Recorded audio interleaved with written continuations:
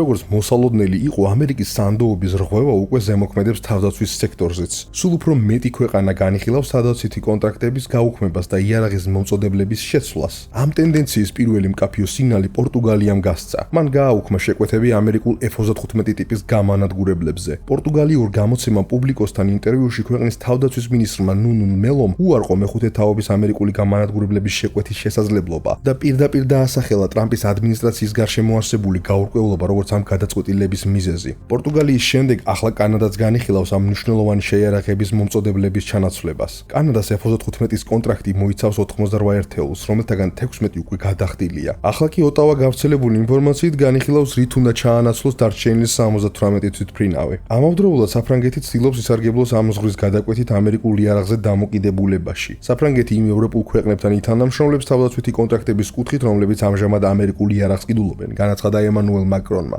დღეს მთავარი კითხვაა, მიიღებენ თუ არა ამერიკელები ამ სიგნალს თავისუფალი ბაზრიდან კონსტრუქციულად და აირჩევენ განსხვავებულ კურსს. თუ პირიქით ბოლომდე დააწვევიან გაზს მყარადმჯდარი საკუთარ მწამსში. ჯერჯერობით კი გამარჯვებული მხოლოდ ერთია, ჩინეთის სახალხო რესპუბლიკა.